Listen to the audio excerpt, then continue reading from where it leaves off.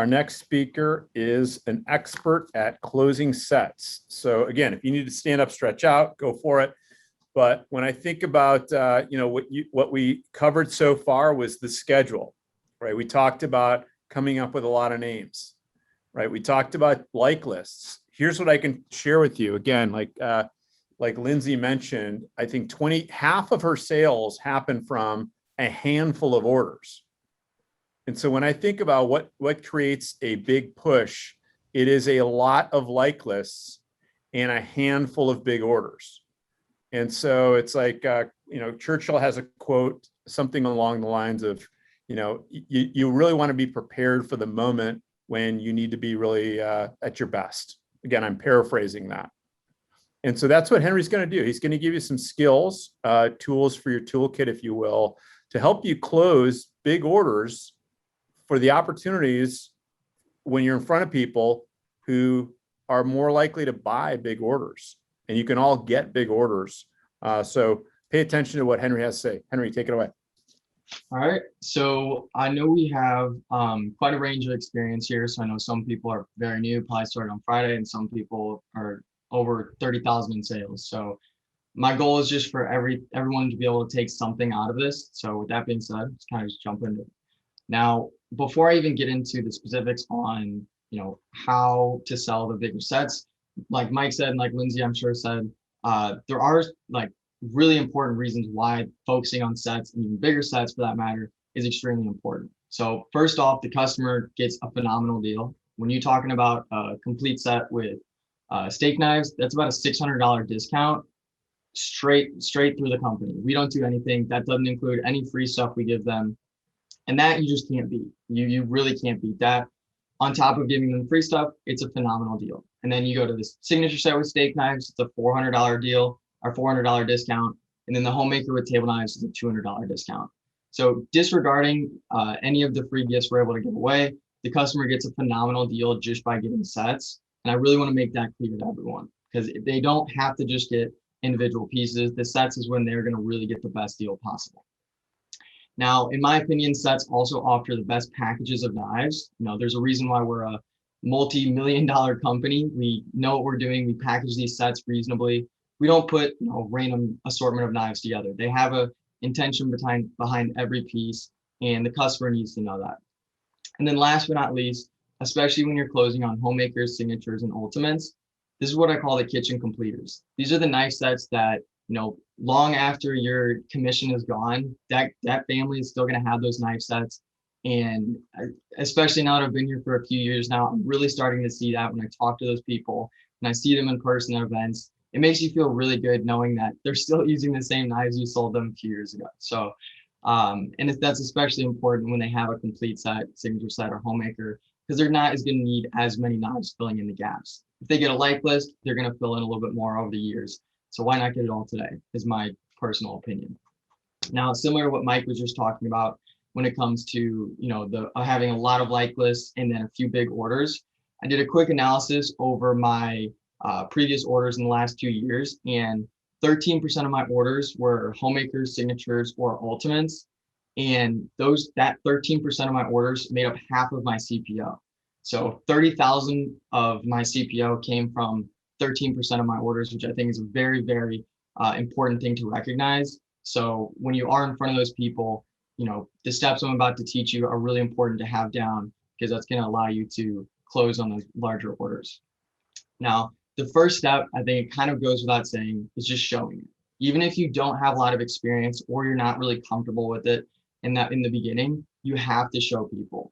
I promise you, you're never going to have someone say, hey, Maddie, I actually want to get an ultimate. And you have no idea what that is. Like, you have to show them, get them a little bit interested. If you don't have the familiarity with it yet, call your manager right after you show it to them and say, hey, I'm with Mr. and Mrs. Jones. They had a little bit of interest in the ultimate set, but I wasn't really comfortable with introducing it to them.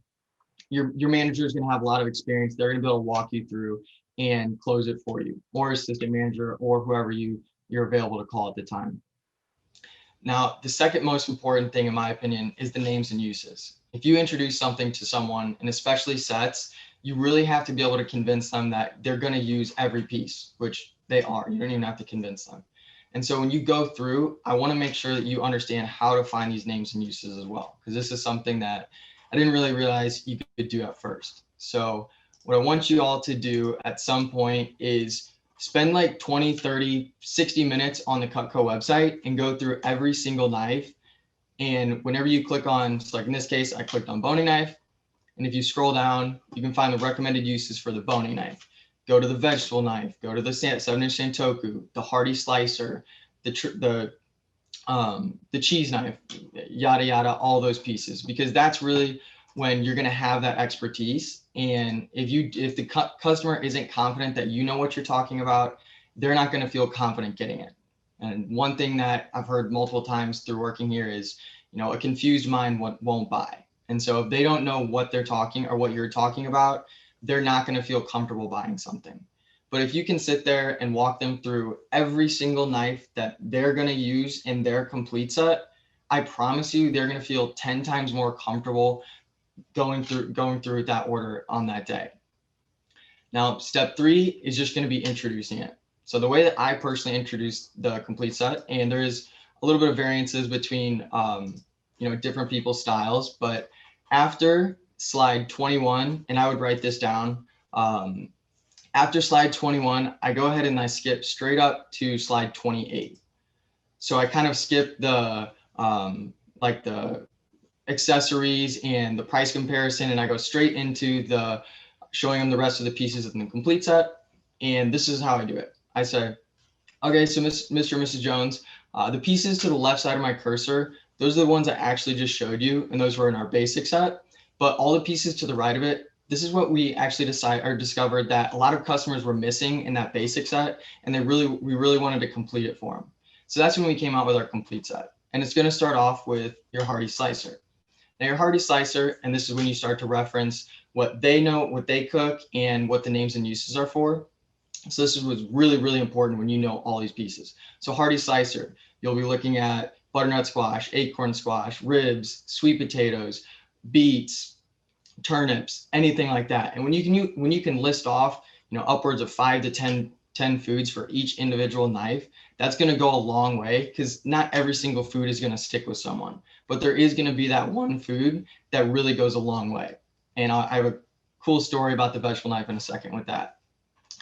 Then you go on to this 7-inch Santoku. So Mr. and Mrs. Jones, what we discovered is that chopping knives are actually the most used knife in the house. And so that's why with our complete set, we added 2 more chopping knives to it. So although the French chef is going to be pretty much your go-to knife when you're preparing meals, the 7-inch Santoku and the vegetable knife are also going to do a really phenomenal job of allowing you to chop whenever that one's dirty. And it also offers you a little bit of versatility with their different styles.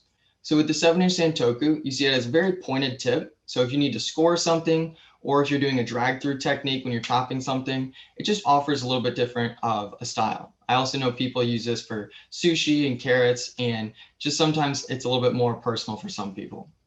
Now your vegetable knife, what's cool about this is kind of like your shovel. So if you're chopping for soups, salads, or you're preparing meals where you're putting stuff that you're chopping on top of it, this is a great knife for that. It's kind of designed like a shovel because it has a very long and wide flat blade, so you can scoop things up and place it in there. Now it intentionally doesn't have a pointed tip for that reason specifically, so you can scoop and drop it on as quickly as possible. And then the flat edge on this back here makes it really convenient. So if you have something that's a little bit more tough to get through, you can actually put both hands on the back side of the blade and then just put your weight into it and you'll go right through it. Now, these 2 are my favorite chopping knives, but personally altogether, I'm using these about 3 to 4 times a week, just depending on the meals I cook. And then as you do for the homemaker pieces, always ask them, what do you think what would you see yourself using your vegetable knife for? And that'll go a long way. Now with the vegetable knife, I actually did a presentation for a friend of mine, and their son told me that their mom cooks a lot of bok choy and collard greens. So when I referenced this, noting that the vegetable knife was really good for collard greens, bok choy, cilantro, basil, stuff like that, I actually saw her face light up, and that was the moment that I knew that they were getting the complete set. So if you can understand and in the beginning really pay attention to their cooking habits, when you get into the larger sets, that's when you're really going to be able to show them why they're going to use these pieces.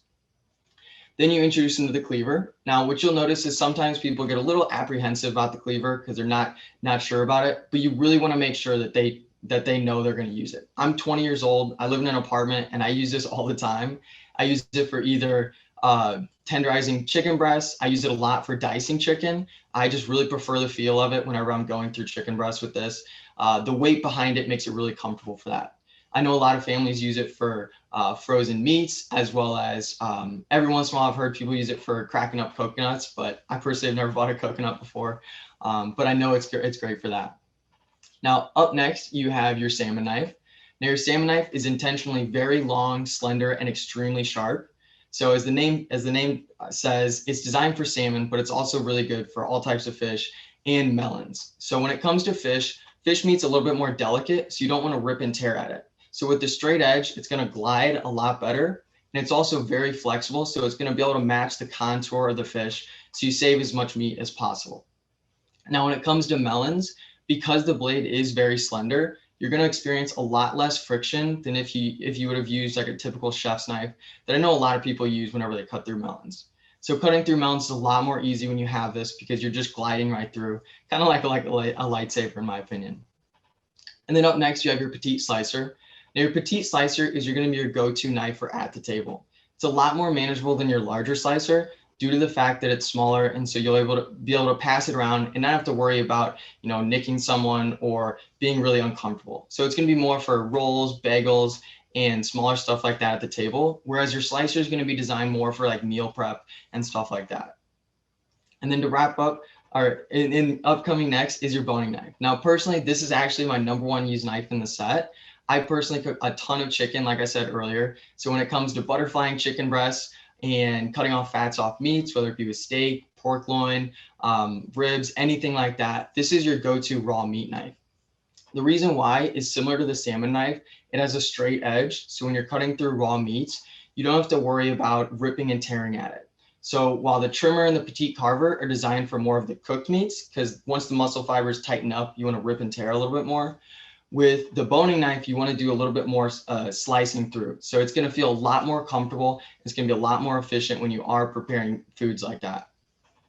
And then up next, you have your cheese knife. Now your cheese knife, I kind of like to call it the party knife. And as I say, you're actually only allowed to use it on Sundays. Do you know why that is, Mrs. Jones? It's because it's a holy knife.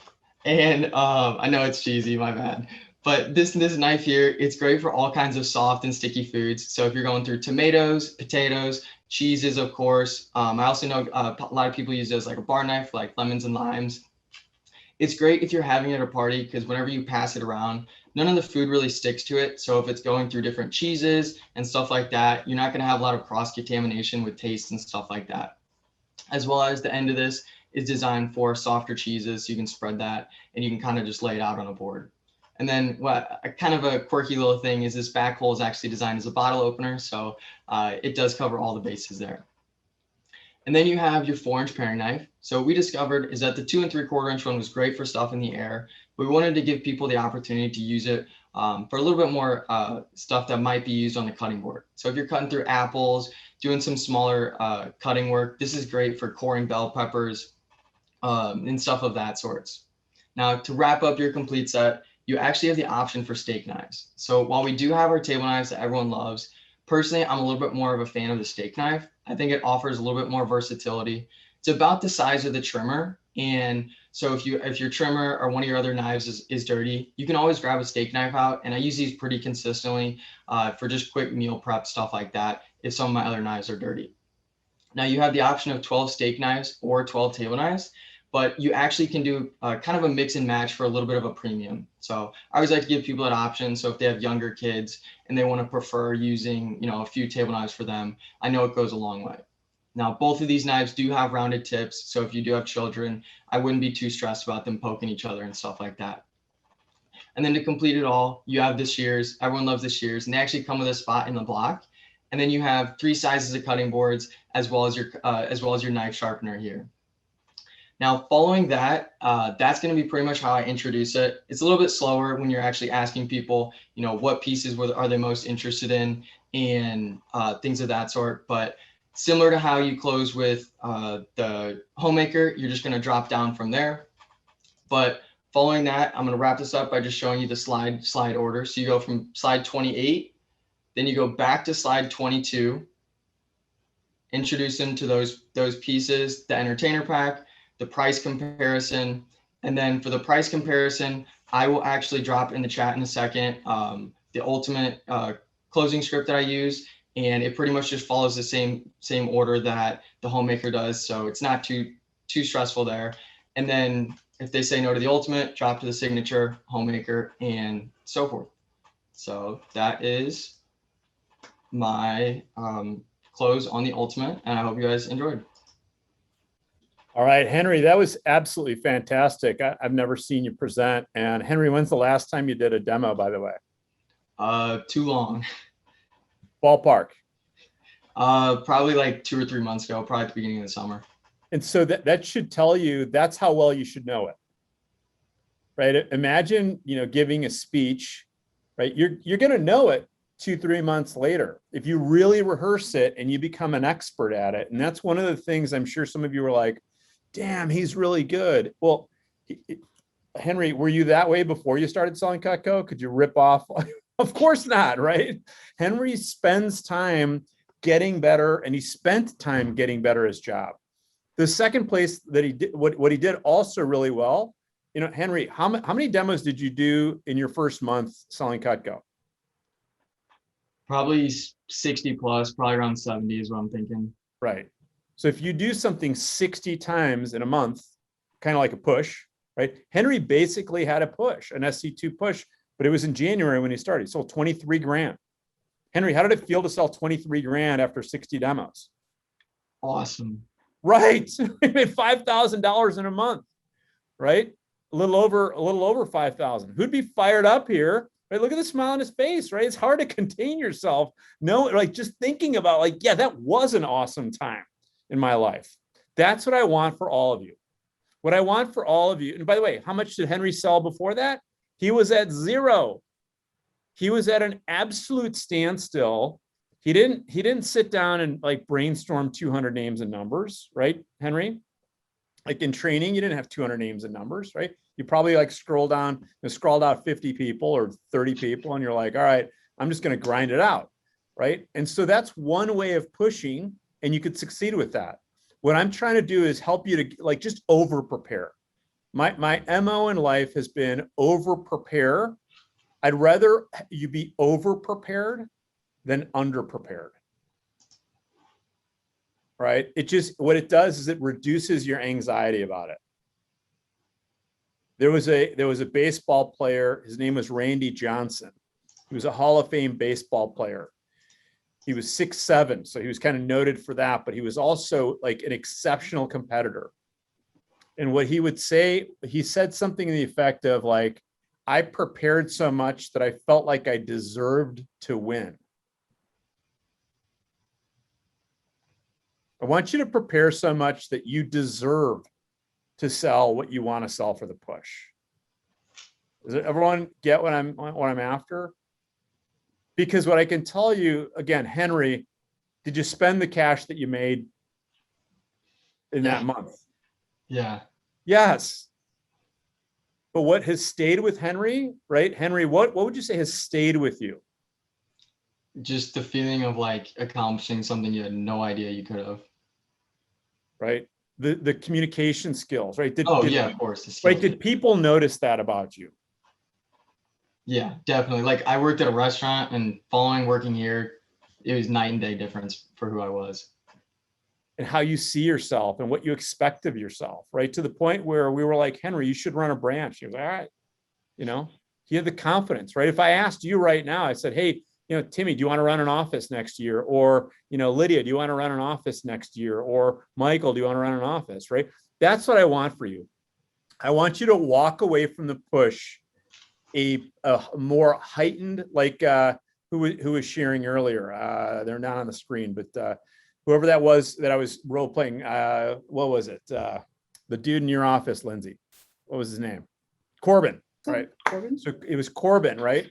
And he was like, I want to basically be a more evolved version of myself. That's what I want for you.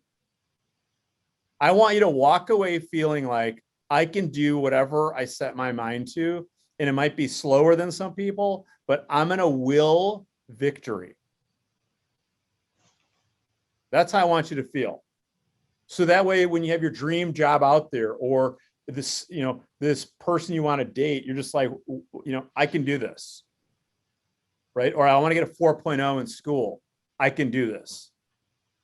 That's what I want for you. I want you to really live into your greatness as a human. How many of you want that feeling at the end of the push? Well, you're not going to get there if you cut corners. And you're not going to get there if you don't over prepare. Right? But you will get there if you over prepare, and you will get there if you do everything that was laid out for you.